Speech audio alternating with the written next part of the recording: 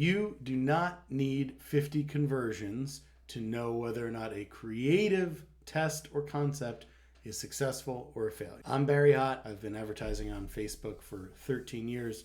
I've spent hundreds of millions of dollars, and I've brought in billions of dollars in revenue for my clients. And I want to talk about the learning phase and why it's not necessary to complete a learning phase for every new creative test. We have the ability to look at secondary and tertiary metrics instead of just the one metric that we have in Facebook as like the conversion, typically purchase. When we're optimizing to purchases, we also know that our ads are generating people they're putting people into the funnel that are adding to cart, initiating checkout, and converting. And if we know how much it costs for someone to add to cart, and we know how much it costs for someone to initiate checkout, we know those ratios, and we know the rates, and we know the costs. We as advertisers don't need to spend the full amount of money that it takes to get a learning phase completed to know if a new concept works. Meaning, typically for us, we'll put several new ads that are testing a concept into an ad set, and we will test those against each other.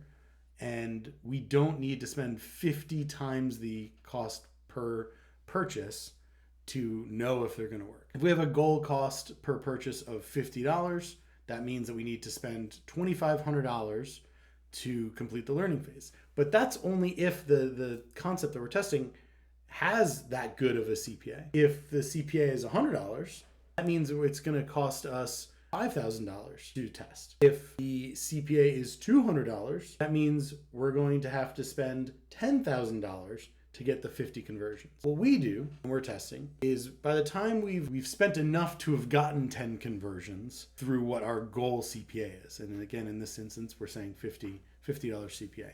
So if we've spent $500, we now know what the CPA for this asset is. This isn't perfect, and we know that Facebook hasn't completed probably testing everything it can yet, but we know it's spent $500. We know it's gotten a ton of impressions, and we know it's also driven other actions like add to cart and initiate checkout. If my goal CPA is $50, and I've seen for that account that my typical cost per add to cart is $5, if we've spent $500, I know if I'm above or below my CPA, and I also know if I'm above or below my estimated expected cost per add to cart. If I see that we have gotten a $200 CPA by the time we've spent $500, or let's say $250 CPA, just for easier math. We've gotten 2 conversions after spending $500. I'm going to take a look at my add to carts, and if I can see that my add to carts are also doing that poorly compared to my cost per purchase, right? They're doing very badly. That means that creative concept is either not getting people's attention, it's not getting people to click, or it's not getting people to convert or pay, do enough to get them to convert. So I don't need to continue spending beyond that $500. That $500 has given me enough data and info to know this concept is not worth continuing to spend on. Because if I do want to continue to spend on it, I have to spend 50 times $250 to be able to complete that learning phase if it's a $250 CPA.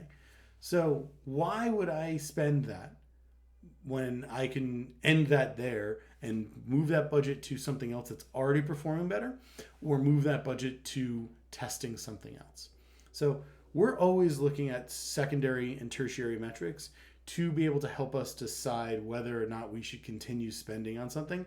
And we mostly use it as a determinant of whether or not we should turn off a test, or if we should push more budget into it to be able to test it more rapidly and get those results quicker. That's how I do it, and that's what's worked for me and allows me to test and scale at scale, both for big clients and small clients, so that we can move more rapidly through creative testing. Let me know if you have any thoughts or questions about that. Thanks.